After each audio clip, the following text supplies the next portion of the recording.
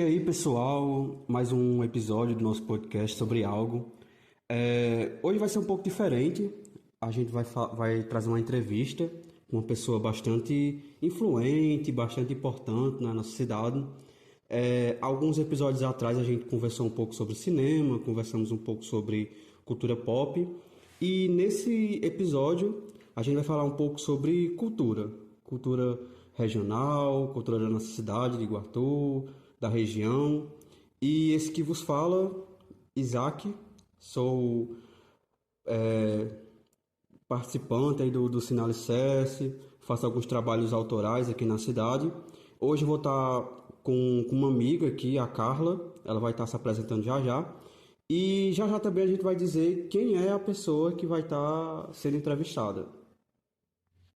Eu sou Carla, sou uma mulher branca, tenho um cabelo castanho, uso óculos, pele branca, estou usando uma roupa preta com uma calça jeans. Eu sou graduanda do curso de Letras em Inglês da Universidade Estadual do Ceará.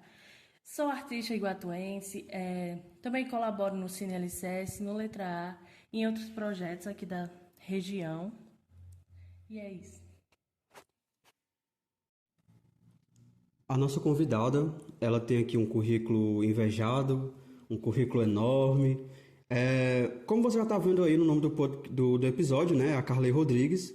Ela é uma talentosa contadora de histórias e artista que iniciou sua jornada artística em 2006 com a Associação Hortite de Teatro. Há 9 anos dedica-se às narrativas orais, encantando plateias em bibliotecas, instituições públicas e privadas. Atualmente é graduanda do curso de Licenciatura em História na UES e uma atuante articuladora e produtora cultural na região Centro-Sul, Vale do Salgado e Cariri cearense. Sua trajetória artística é marcada por participações em coletivos e projetos, incluindo a publicação de livros e espetáculos teatrais. Sua paixão pelas histórias e a preservação da cultura local são evidentes em seus projetos de contação de histórias e na distribuição de seus livros em bibliotecas públicas. Carley Rodrigues é uma grande artista e produtora na cena cultural cearense e é com grande prazer que a gente do podcast Sobre Algo recebe essa ilustre convidada. Olá, gente, eu sou a Carla Rodrigues, já fui muito bem apresentada, né? Sou narradora de histórias, formada pela Escola de Narradores do Cariri, trabalho na Biblioteca Pública de Iguatu e eu sou uma mulher branca, magra, tenho cabelos castanhos na altura do ombro, olhos claros e também tenho estatura baixa. Bom, então, Carley, como a gente estava aqui conversando, eu queria saber de ti, como foi que começou a tua jornada artística em Iguatu? Como muitas das pessoas aqui em Iguatu, né, que já fizeram parte de projetos sociais e que hoje atuam na área cultural, eu também vim desse espaço, né, da escola, através dos projetos culturais que tinha na escola, isso no ensino médio, né, principalmente os projetos de teatro, de formação de teatro para os alunos. E foi a partir desses projetos que eu conheci a Companhia Hortite de Teatro e iniciei como atriz, né, através de convites da Companhia Hortite de Teatro, para trabalhar junto com o pessoal. E a partir daí eu fui me entendendo dentro desse universo das artes cênicas e, como consequência desse processo, né, de atuação e por ser uma companhia como muitas outras no interior que fazem a arte, que vivem dessa arte, mas que para produzir ela também tem que fazer 1 milhão de coisas, né? Dentre delas a produção, seja a parte da iluminação, seja o som, o figurino, a maquiagem, tudo, todo mundo que faz tudo junto ali. Então eu fui me entendendo dentro desse universo e me identificando mais no universo da produção cultural, né? A princípio da iluminação cênica, também da direção teatral, como atriz, mas estar por trás dos bastidores e produzir foi onde realmente eu me encontrei, né? Eu me identifiquei e fui desde então trilhando esse espaço, né? E abrindo esse caminho dentro da produção cultural. E aí, tu vês esse momento, assim, que tu estava na Companhia Hortite, e aí como foi que tu chegou nessa questão das narrativas orais? A partir do teatro também, né? Essa identificação com o teatro, que a gente também narra histórias em cena, mas dentro da companhia a gente tem alguns projetos voltados para a infância, né, para crianças, e a contação de histórias também, de alguma forma, já estava ali. Eu não entendia isso como uma profissão, que isso fosse de fato uma profissão, mas eu já fazia alguns trabalhos, né, e também como forma de emprego e renda, porque na época, acho que eu ainda era menor de idade, e começou a surgir aniversários, né, pra gente fazer alguns trabalhos com aniversário, animação de aniversários, e a gente optou por levar a contação de histórias e a animação também para esses eventos. Aí, a partir desses eventos, foi que eu fui começando de forma amadora a compreender que contar história também era um processo artístico e que podia gerar uma renda daquilo. Aí eu passei, sei lá, alguns anos nesse rolê de fazer contação de histórias em aniversário, né? Ainda não tinha a compreensão de fato da importância do universo da contação de histórias. Sim, massa. E aí, hoje em dia, tu trabalha na biblioteca sendo uma contadora de histórias.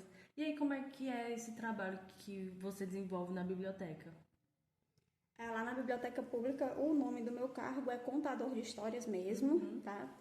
O pessoal até brinca que acho que é a única pessoa do estado do Ceará que tem... que paga, sou paga para contar histórias, mas dentro das funções, né, assim, do meu trabalho lá, eu trabalho com mediação de leitura, né, todos esses projetos relacionados ao acesso ao livro e à leitura, eu trabalho nesse processo do planejamento, né, e aí, a partir disso, é que eu trago a contação de história como um dos elementos de mediação de leitura, né, o principal elemento que a gente trabalha na biblioteca, como mediação de leitura, e a gente tenta levar isso para diversos espaços, não só para a escola. Até porque o trabalho de contação de história em si, que a gente realiza na biblioteca, não é o mesmo que a professora realiza na sala de aula, né? Não é o mesmo formato, não é a mesma metodologia que a gente utiliza. Então, a gente tanto está no espaço da escola, da sala de aula, como também em espaços alternativos, como a biblioteca, né? A gente tenta, de certa forma, levar mais as pessoas para a biblioteca, com os projetos de incentivo à leitura e de contação de histórias, mas também a gente já chegamos aí para o hospital, diversas comunidades daqui da região, o Centro de Assistência Psicossocial, no caso o CAPS, e todos os CAPS AD já fui, CAPS Infantil, o CAPS 3, espaços como de eventos, de modo geral, a gente tenta encaixar, porque é sempre uma tentativa, né? Como a metodologia não é a mesma da sala de aula, então é aquela história, tem que se virar nos 30 para levar a contação para diversos espaços. O que é um desafio, porque nem todo mundo compreende o que é esse universo da contação de história, qual a sua função, qual a importância disso. Então, tem locais que realmente é bem inviável a gente levar, né? Fica um trabalho meio que banalizado, assim, né? Apesar de que você tá ali no espaço, a gente vai chamar a atenção. Vamos supor, estou num evento que tem 1000 pessoas. Então, eu não vou conseguir chamar a atenção das 1000 pessoas, né? Mas, dependendo da metodologia que eu use, eu vou chegar naquelas pessoas que estão mais próximas, porque também é um trabalho que requer uma concentração, né? Então, não é todos os eventos que dá para incluir, mas a gente, pela dinâmica de ser um órgão municipal, né? De ser um serviço da gestão pública oferecido à comunidade, a gente tenta, da melhor forma possível, encaixar esse trabalho da contação de história em diversos espaços. Carla, tanto eu como a Cintia, a Carla, a gente é estudante do curso de letras e, de certa forma, e em alguns níveis a gente tem contato com outros professores que já são mais velhos e que atuam nas escolas há mais tempo, né? Que não buscam maneiras ou formas de se atualizar, de entender como é que a criança vai estar pronta, não pronta, mas ali aberta ao desenvolvimento, aberta para a leitura. E você falou que há uma dificuldade, né, apesar de ter a gestão ali, gestão pública como um principal de ligar, né, ligar você com as escolas, mas eu queria saber como é que as crianças elas recebem, porque assim, ler, a alfabetização, ela é uma barreira, né, de certa forma. A criança ela tem uma certa dificuldade. E como é que a criança ela vê o teu projeto? Como é que a criança ela recebe essa forma de de levar a alfabetização, a leitura? A criança, ela, ali dentro do universo da escola, né, ela tá para aprender, mas a gente sabe que ela aprende toda hora, em todo lugar, onde quer que ela esteja, né, depende muito das influências que ela tenha, da dinâmica, sei lá, da família dela, da dinâmica dos espaços sociais que ela frequenta, né. Quando eu vou especificamente para a escola, tem uma certa preparação dos professores, porque já está ali na grade curricular daquele professor que tem que contar a historinha para o menino, tem que fazer aquele trabalho com a contação de histórias, mas nem sempre aquele professor tem aptidão para isso, para contar histórias. Quando eu passo em algumas escolas, os professores relatam isso. Ah, eu não sei contar histórias. Às vezes não é nem que você não sabe, é a atenção que você tem que dar para aquele trabalho que você está fazendo. Porque, por exemplo, é comum, hoje isso já até diminuiu mais, assim, e é uma das dificuldades que eu enfrentei bastante, de eu chegar na escola e o professor, o diretor, perguntar se eu ia me vestir, se eu ia me fantasiar ou se eu ia me maquiar. E não, eu não uso nenhum tipo de figurino, nem de maquiagem. A roupa que eu tiver é a roupa que eu vou. Dependendo da história, eu incluo alguns elementos ou não, né? Então, às vezes, o professor traz recursos para contar a história na sala de aula que mais atrapalha do que ajuda, sabe? E não é por maldade, é porque cada pessoa tem a sua forma de contar a história. E não é que não possa também usar elementos. Pode sim, se for necessário, você até deve usar, né? Mas às vezes o excesso, a gente peca pelo excesso. Então a criança, ao invés de prestar atenção na palavra, na narrativa, na fala da professora, ela vai estar atenta ao chapéu colorido que a professora está usando, né? As crianças, em qualquer lugar que elas estejam, elas vão dar atenção para a narrativa.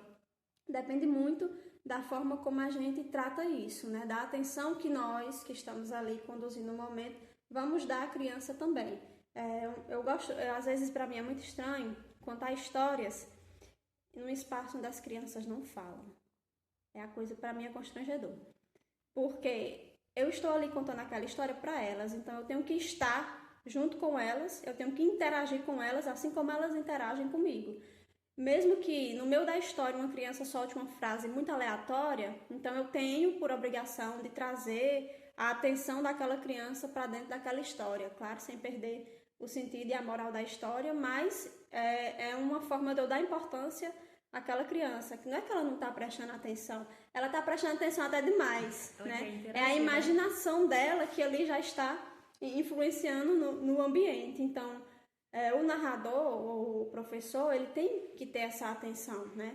Às vezes até a gente chama, sei lá, até usar de técnicas para poder conduzir esses momentos com as crianças. Tem locais que as crianças têm mais o estímulo de ouvir a história, então naquele momento que se vai contar a história, que muitas vezes na sala de aula o professor canta a músicazinha introdutória, a criança que tem o estímulo, ela já entende, então ela já vai se preparar para aquele momento. A que não tem esse estímulo da leitura em casa ou em outros espaços, ela vai ter um pouco mais de dificuldade de prestar atenção, mas também vai da forma como eu conduzo, né, o momento com as crianças, da forma como eu envolvo as crianças dentro da minha narrativa. Então, independente do espaço que você tiver, criança é criança, a imaginação dela vai estar 100% ali dentro daquela história, né? Nós que temos que saber conduzir o momento com elas.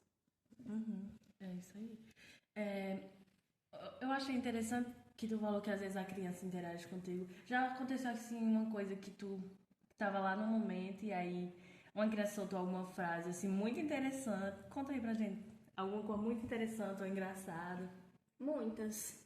Quando elas não antecipam a história primeiro do que eu, elas contam a história primeiro do que eu, às vezes saem frases bem aleatórias, tipo, uma criança uma vez soltou um Hot Wheels no meio de uma história nada a ver, e eu tive que me virar nos 30 para botar o Hot Wheels do menino dentro da história, porque ele repetiu muitas vezes e isso poderia acabar dispersando as outras crianças, né?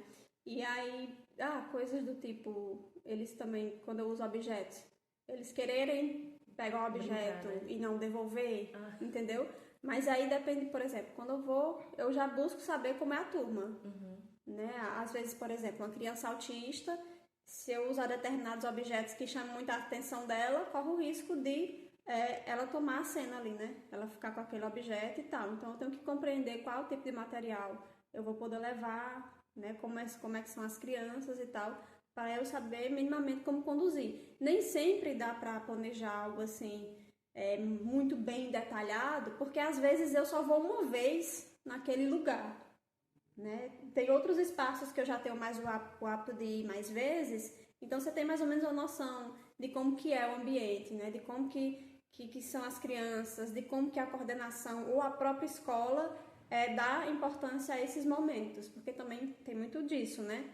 Se a escola ela vê isso como um momento importante, no planejamento pedagógico vão existir diversas formas de se tratar isso, mas se não você tem até mais dificuldade, porque às vezes o que acontece é só eu e as crianças e acabou ali, tipo, tá aí, se vire você sem meninos, né? Mesmo que tenha um professor ou aluno, eles acham que se você tá ali na frente, é obrigação sua conduzir sozinho o momento com 100 crianças, e nem sempre eu vou ter como controlar, digamos assim, ou organizar uma atividade com 100 crianças.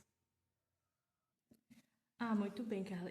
Outra coisa que eu fiquei aqui na dúvida e curiosa é saber como é que as escolas entram, ou então os centros psicossociais, ou então qualquer outra instituição entra em contato com vocês da biblioteca, porque você trabalha lá, né?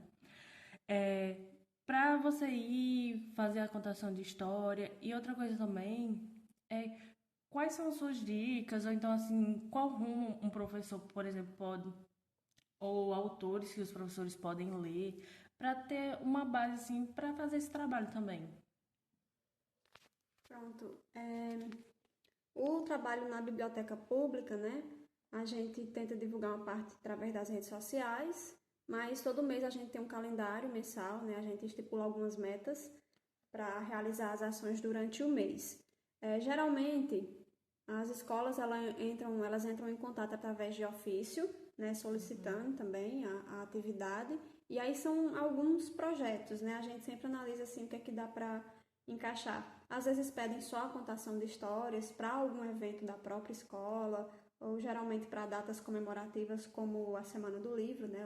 O Dia do Livro, o folclore, essas datas mais temáticas que nós não trabalhamos assim diretamente dentro da biblioteca, né? Geralmente a gente faz exposição com alguns autores e livros relacionados a essas datas comemorativas, mas a contação de histórias em si ela não está atrelada de fato às datas comemorativas, como é costume, por exemplo, nas escolas, né?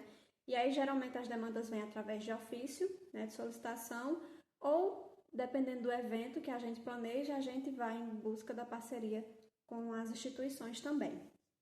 Com relação à dica de livros, eu particularmente tento sair um pouco desse convencional, do conto de fadas, né, e de alguns outros autores que são mais comuns na escola, e gosto muito de trabalhar com cultura popular, que são, digamos assim, é o repertório que eu tenho mais amplo relacionado à cultura popular.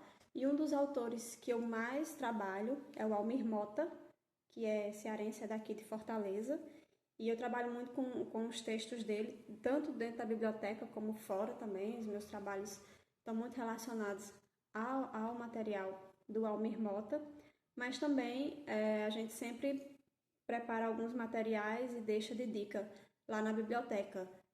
Autores indígenas, a gente também sempre deixa alguns separados. O Daniel Munduruku, por exemplo, é um dos que a gente mais busca.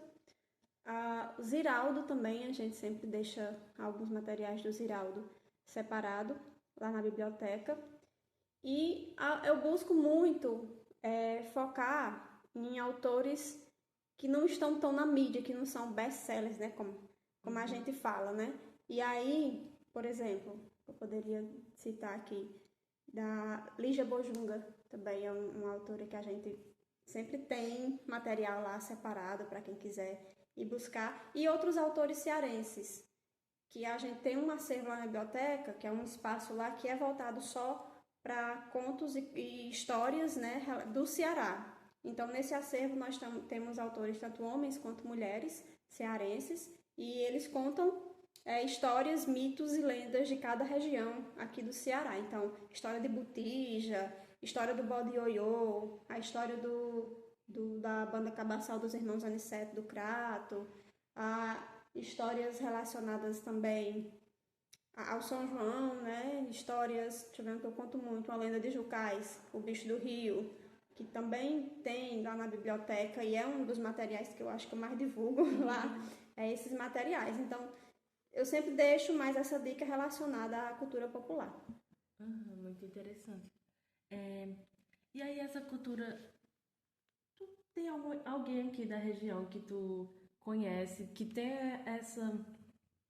essa tradição também de narrativas orais? Aqui no Iguatu, especificamente, a- todo mundo que senta na calçada conta uma história, né? Com certeza. Todo mundo que senta na calçada aqui conta alguma história. Existe pessoas mais idosas que, quando tem encontros, assim, por exemplo, o CRAS é a minha porta de entrada para encontro com esses narradores mais velhos, né? Que não se dizem narradores, talvez até por não saber o que é o significado dessa palavra, mas que são pessoas comuns que contam histórias. E uma das dicas que você me perguntou lá no início, para professor, por exemplo, seria ouvir. É a primeira questão, ouvir história. Você quer contar história? Pois ouça. Escute as histórias. Tiramos exemplo as crianças, elas escutam e elas sabem muito bem repassar tudo que elas escutam do jeito delas, né? Então eu é do mesmo jeito, eu gosto muito de ouvir para eu poder repassar, porque não eu trabalho com a contação de histórias, como a gente vê, a palavra ela é o mais importante da contação de histórias. Não é o instrumento que eu estou, não é o figurino, né? É a palavra. Isso é o que é mais importante. Então, para eu compreender essa palavra, eu tenho que ouvir. Né? O primeiro passo é ouvir. Aí eu sempre busco essas pessoas mais velhas, que têm muita história para contar, mas também me detenho aos livros, né? Que também, onde eu encontro muitas histórias. E eu conto geralmente as histórias que me encontram, que me tocam, né? Aquelas que mais me chamam a minha atenção é as que eu busco contar. Mas temos também, por exemplo, Mestre Zay, que é uma pessoa que quase ninguém no Ibatu tem conhecimento. Ele é um dos 12 mestres bonequeiros do estado do Ceará, catalogados pelo IFAM, inclusive, que fazia, no caso, os bonecos de Mamulembe que brinca. E ele mesmo cria as histórias e ele mesmo improvisa as histórias dele, né? Ele ainda é vivo, mora no cantinho lá na Barra 1, e ele tem todo o material dele ainda lá, né? As brincadeiras de boneco, e ele sempre conta as histórias de quando ele brincava de fato, né? Por questão de saúde, ele teve que dar uma parada. Mas, assim, são essas pessoas que a gente busca ouvir, porque já tem essa vivência de certa forma artística, mas ele não se compreende como um artista, né? Ele é uma pessoa muito simples que faz aquela brincadeira, que conta aquelas histórias porque é dele, né? É muito natural aquilo para ele, da vivência dele, né? Diferente de eu que precisei fazer, de mim, que precisei fazer uma formação, por exemplo, para, sei lá, adquirir técnicas de narrativa, de oralidade, alguma coisa do tipo. Uma coisa que eu percebo, quando eu escuto assim, fulano é contadora de história, que eu conheço a Carley há um tempo assim de ouvir falar e já tive a oportunidade de ver algumas coisas. E quando eu vejo assim, dizer, a Carley é contadora de história, parece que é algo novo. Parece que contar, né? Parece que é contar. Parece que a família nasce, né? Parece que. E você falou sobre que cada pessoa conta história. Eu lembro da minha infância, dos meus avós na calçada contando histórias assim que você escutava e sabia que aquilo ali era uma mentira absurda, mas. História de Trancoso, o nome desse. Mas era uma coisa que divertia todo mundo. Um tipo de passatempo, né? Que hoje em dia não se vê tanto. E no meu caso, de ver você falando sobre contação de história, parece algo novo. Parece que foi inventado agora. Mas realmente é algo que é milenar. É algo que acontece há centenas de anos e é bom ter uma pessoa aqui na cidade e existir outras pessoas também que desenvolvem esses projetos para que a contação de história ela não se torne algo, entre aspas, novo, mas que seja algo permanente, algo que vai estar ali não só numa escola, mas dentro de casa, com os meninos ali conversando, as crianças brincando e contando suas histórias. É interessante, né? Porque, como ele diz, quando fala assim, a contadora de histórias é uma coisa. Nossa, ela é uma contadora de histórias. E aí tem toda essa questão, né? Que a gente... E outra coisa que também que me deixa assim é que, como tu disse, ele mora ali e a gente não conhece ele. É uma coisa que deixa até a gente meio assustada, assim, nossa, a gente não conhece a pessoa que mora aqui na cidade, a gente não conhece os artistas da cidade, eu acho. Até a gente que é também artista, às vezes a gente não conhece quem é o outro, o que é que o outro faz, o projeto que o outro desenvolve. Mas enfim. Mas aí a gente falou sobre alguns livros que tu lê, né? Que tu lê, que tu gosta de divulgar, que tu faz as tuas contações. E tu já tem algum livro, alguma coisa que a gente possa ler da Carlê? Alguma coisa desse tipo? Tem sim. Nesse sentido. Tem sim. Isso aí só pegando um gancho. A contação de história, de fato, ela não é algo novo, né? Milenar, mas eu tenho uma dificuldade aqui na região de reunir essas pessoas, sabe? Fora eu consigo muito mais, mas aqui na região ainda é difícil, assim. Eu sei que tem um projeto da Socorro, né? Que ela reúne pessoas idosas e contam histórias e tal. São momentos riquíssimos e muito importantes que seria interessante que a população fizesse mais parte disso, né? Durante um tempo eu consegui fazer o Dia de Narração, que era um outro projeto da biblioteca, que uma vez por mês nós reuníamos as pessoas ali do lado da antiga estação para contar histórias. Durante um tempo eu ainda consegui fazer isso, mas aí veio a pandemia, né? E todas as coisas foram se dissolveram. Mas é isso. E a falta também de pessoas que escrevam sobre as nossas histórias aqui da cidade de Iguatu, isso também eu sinto muito falta, né? Nós temos alguns memorialistas e recentemente com o curso de História da UES, algumas pessoas passaram a produzir artigos e tal relacionadas a algumas tradições aqui da nossa região, muitas e muitas já se perderam, né? Mestre Zay é uma delas e eu estou preparando material sobre ele, mas tem também histórias que, por exemplo, você fala, a gente senta na calçada e escuta coisas que, desde a minha infância, por exemplo, eu escutei a história da Cama da Baleia. Não sei se vocês já ouviram falar. Não. Pois essa história da Cama da Baleia foi uma recolha que eu fiz, né? Não numa versão daqui de Iguatu, porque ainda é um pouco difícil o acesso a alguns espaços e para pesquisa e tal.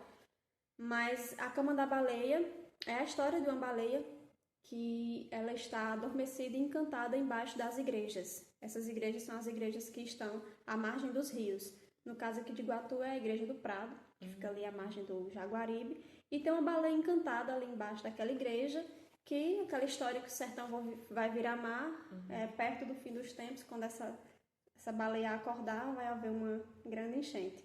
E aí eu pesquisando sobre isso, fiz essa recolha com a senhora Dona Joana, de Juazeiro do Norte, e ela me contou essa versão lá da cidade de Juazeiro do Norte, né? Que essa baleia está adormecida, na realidade, embaixo da igreja, que era titulada a igreja a Mãe do Belo Amor, que hoje é a matriz do Crato, que vocês não sabem, ali é o rio Batateiras, onde passa aquele canal, e tem uma serpente que vai acordar, só que não acordou ainda, porque Padre Cícero amarrou muito forte as pedras com corrente.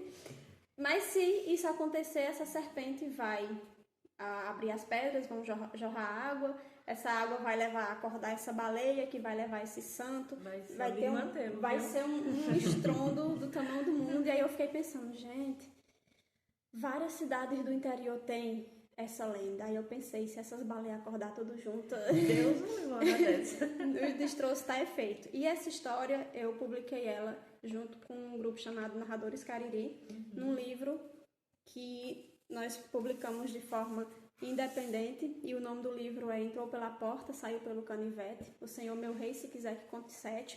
São 7 histórias, né, de recolhas de histórias da região do Cariri, que está nesse livro.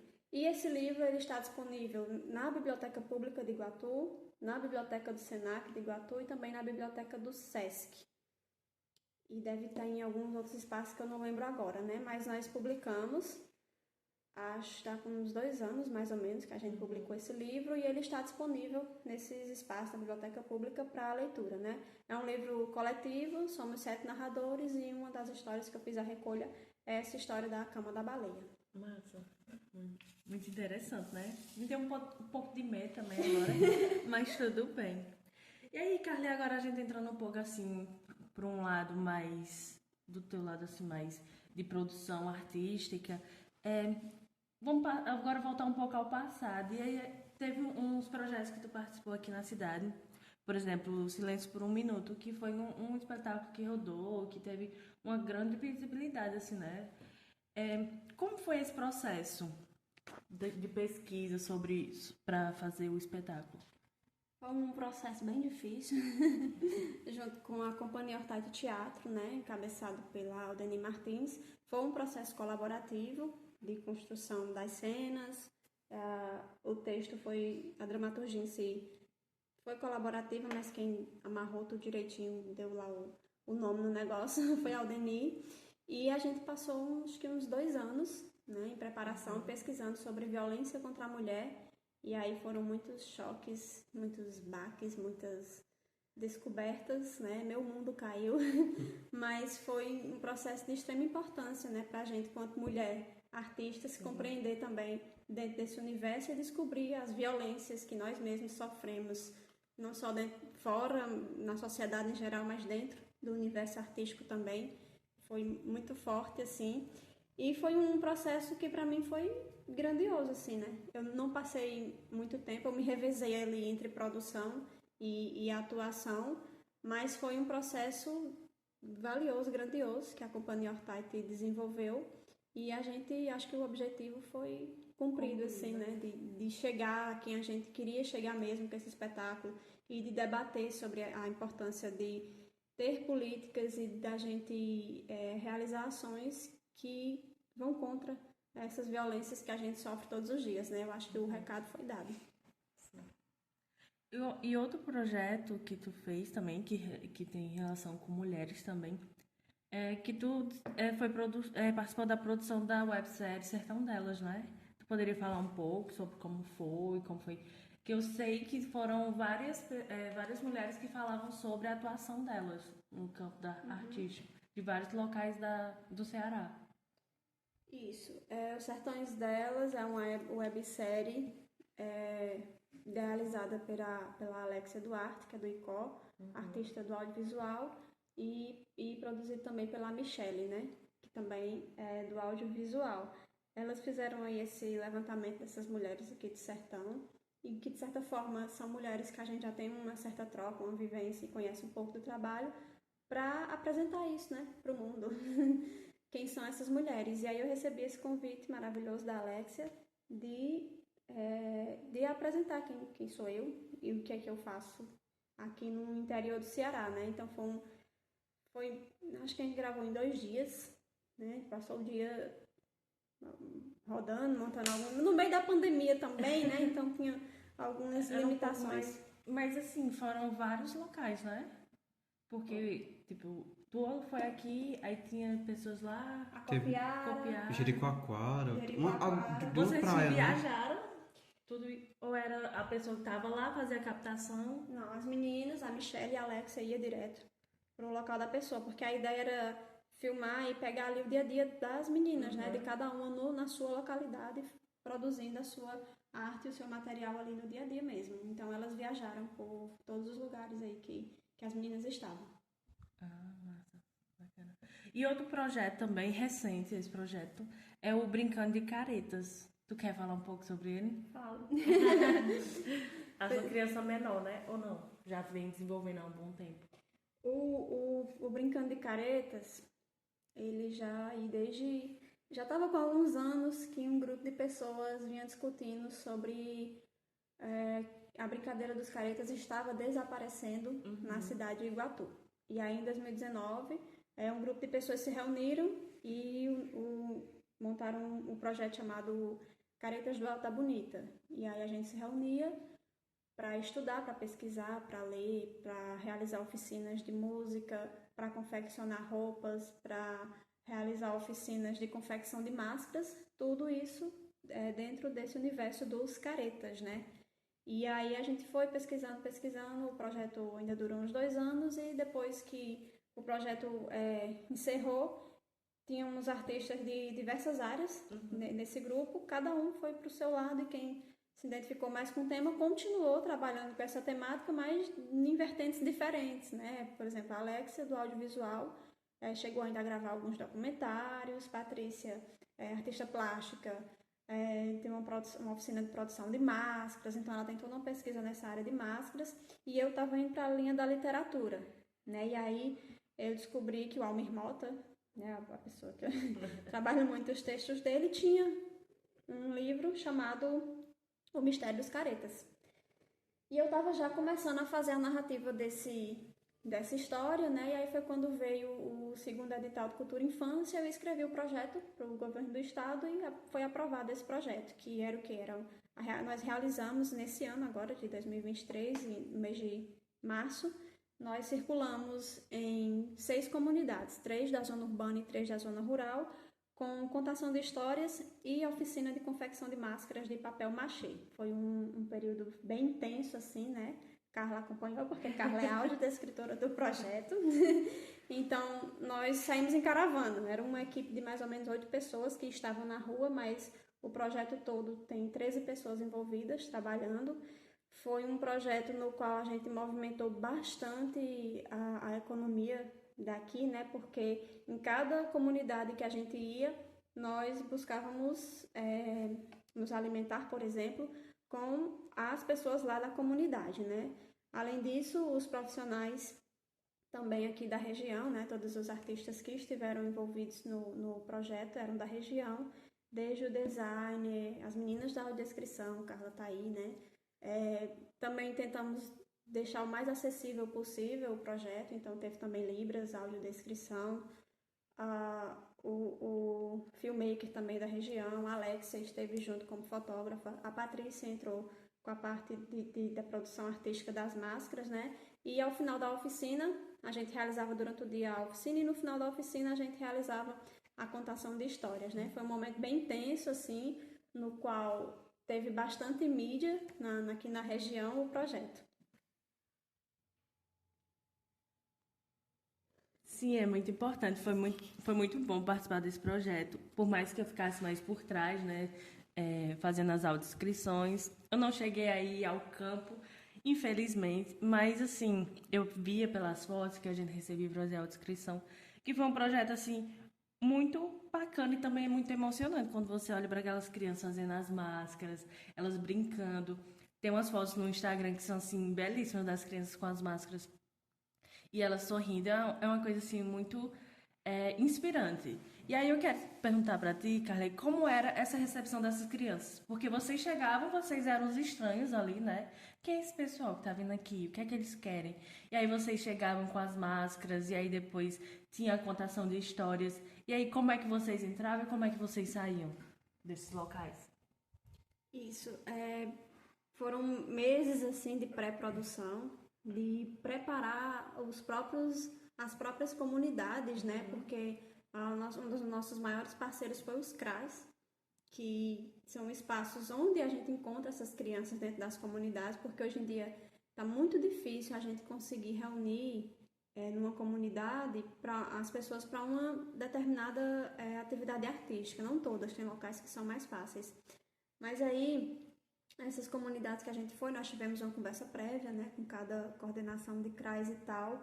Foi num momento de muita carência de atividades artísticas nessas comunidades, pós-pandemia, as crianças com excesso de coisas na cabeça, violências, muitas coisas acontecendo durante esse processo. E aí a gente fazia toda essa preparação, os CRAs articulavam já as crianças, né, já falavam que era atividade, que ia ter e tal. E, nossa, elas ficavam muito empolgadas. Muito empolgadas, assim, uma surpresa. Algumas se identificavam com os caretas. Ah, meu tio, meu pai, meu avô, não sei quem, brincava disso. Ah, eu tenho medo. Ah, eu não tenho medo. Então, rolava todo um diálogo, né? A curiosidade, a empolgação, a identificação também com o tema, porque a maioria das comunidades que a gente foi são comunidades que já tiveram ou que ainda tem grupos que brincam de caretas, né? Então, das propostas era justamente essa, de fortalecer esse debate, dessa brincadeira dentro dessas comunidades, para que as próprias crianças se instigassem a preservar, né? A buscar salvaguardar essas tradições, né? Porque aí, a partir disso, a gente pode ir para uma comunidade que nunca teve nenhum acesso né? Mas o interessante para a gente foi primeiro compreender como é que as pessoas daquele território entendiam o que era a tradição ou brincavam aquela brincadeira, como produziam essa brincadeira para poder compreender de que forma e qual o diálogo que a gente poderia traçar com eles. Como a gente escolheu o público infantil como o público-alvo, a contação de histórias foi fundamental. Fundamental, né? A história em si, o mistério dos caretas, ela realmente tem um mistério, ela tem um suspense ali. As outras histórias que acompanham também, mas era muito interessante a reação. De medo. Ou às vezes era medo, ou às vezes eles diziam assim, como é que tu sabe? Não, isso aí é mentira. Dizia mentira com medo também. Então, assim, a reação para eles, pra gente, foi gratificante, assim, de compreender que realmente necessita que essas comunidades tenham mais atenção, que as pessoas em si, né, não vamos só esperar pelo poder público também, porque às vezes a gente espera uma coisa que não vai acontecer. A gente também tem que arregaçar as mangas e ir para dentro, né? Tanto que eu acho que a única ajuda que eu tive do poder público em si, dentro desse meu projeto, foi essa relação direta com os CRAs, né? Porque as crianças estavam lá. Então, era mais fácil eu ter acesso a elas e saber onde elas estão e quem são, através desses equipamentos que também estão aí para isso, né? Para ser essa ponte entre as comunidades, entre as ações e as questões que rolam ali dentro da comunidade. Então, o primeiro passo foi esse, saber quem são, onde estão, qual é a relação deles com a brincadeira e chegar lá e ver, de fato, o que é que eles tinham para nos oferecer também, né? Porque em cada localidade que a gente vai, é uma coisa diferente, é uma surpresa diferente, é uma forma de organizar, nossa, completamente diferente uma da outra, sabe, assim, a contação, ela poderia ser realizada em diversos espaços. Teve uma oficina que tinha, sei lá, 35 meninos, e a gente tinha que dar uma adaptada ali na hora, porque é um trabalho manual, né, e teve espaço que teve 20, e foi mais organizado e mais tranquilo, mas assim, é a forma que a comunidade mesmo se organiza, né? Mas foi muito interessante. É difícil ver a Carlê, escutar a Carlê falando sobre esses projetos, como ela foi desenvolvendo ao longo do tempo, e não se sentir inspirado a querer fazer alguma coisa, né? Eu acho que para quem desenvolve algum projeto artístico, seja ele em qual linguagem for, eu particularmente eu me sinto ali com um gás a mais para poder continuar fazendo trabalhar, porque cara, no final das contas o nosso prazer, a nossa recompensa não é dinheiro, né? Não é uma questão financeira, mas é passar uma mensagem e que essa mensagem ela se perpetue nas gerações. A gente está caminhando aí para o final desse episódio. E para finalizar, antes da gente fazer uns agradecimentos aí, para finalizar, eu queria perguntar a Carlê quais são as próximas metas e projetos aí para o futuro, se já tem alguma coisa. Eu sei que você falou aí do mestre Isai. Eu vou acertar o nome dele. E eu queria saber se tem mais algum projeto, alguma meta para esse ano ainda, para o próximo ano. Bom, para esse ano, esse semestre aí está se encerrando. Tem Lei Aldir Blanc, tem também a Lei Paulo Gustavo, que é importante todo mundo se preparar para isso, né? Compreender e entrar mesmo dentro dessa discussão dos editais, das políticas de editais, que no nosso município é algo muito novo, né? Mas eu já gostaria de deixar esse convite para que todos os artistas busquem se informar, busquem conhecimento, busquem a Secretaria de Cultura, busquem outros artistas para se informar, né?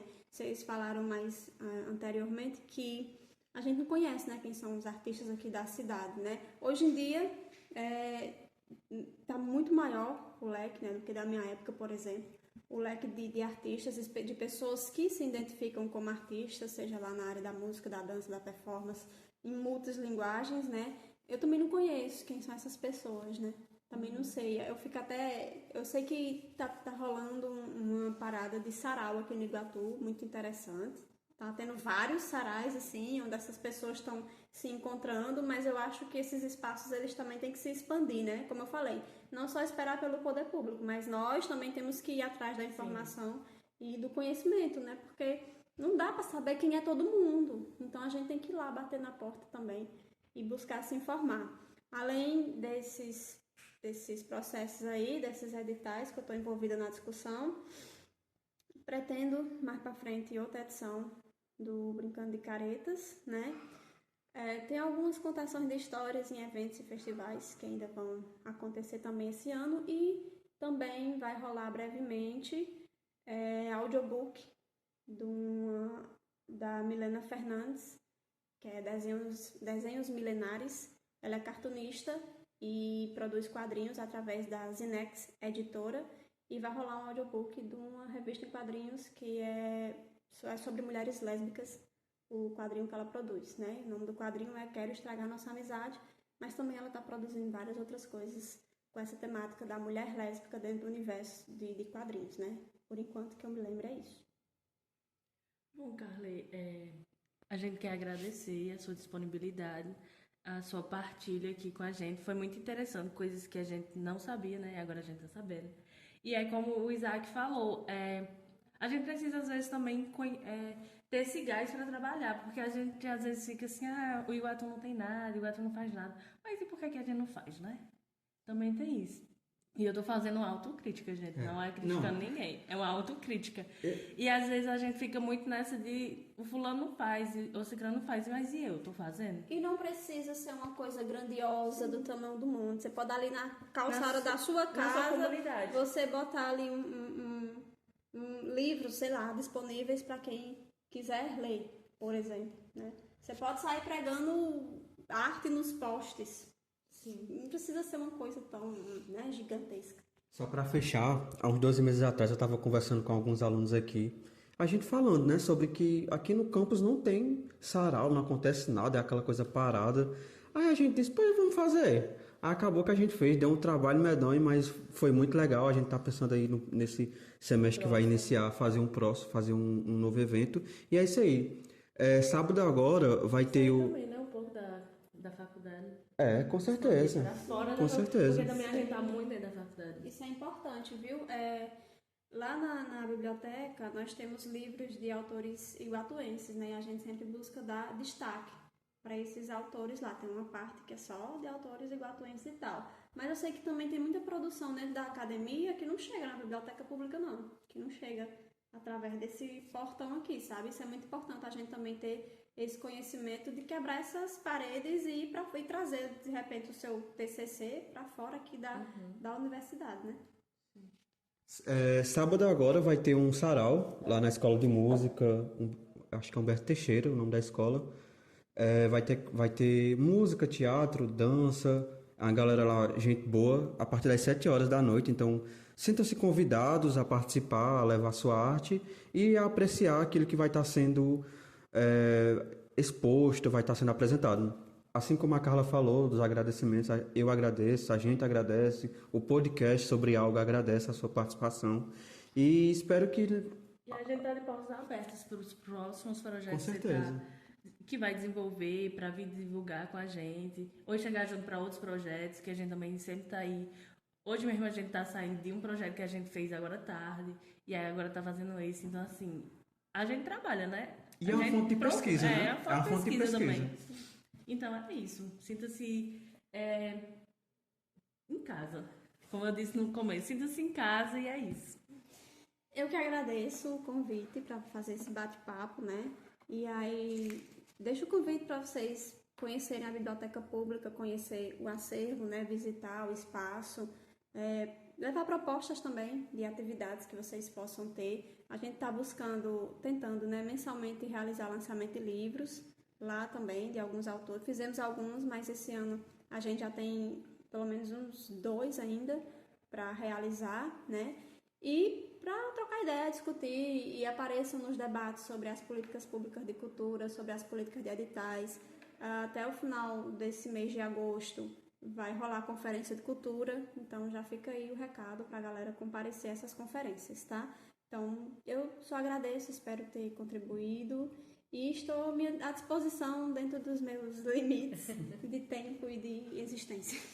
É isso aí, pessoal. A gente vai deixar disponível aí os links da biblioteca, do perfil da Carley e outros, e aquilo que foi mencionado aqui, a gente vai tentar aí deixar disponível no YouTube, no Instagram e também no Spotify. Vocês fiquem atentos aí nos próximos episódios, vai ter muita coisa boa, vai ter muita entrevista, temas específicos, polêmicas, né, que não pode faltar, tem as polêmicas da vida aí.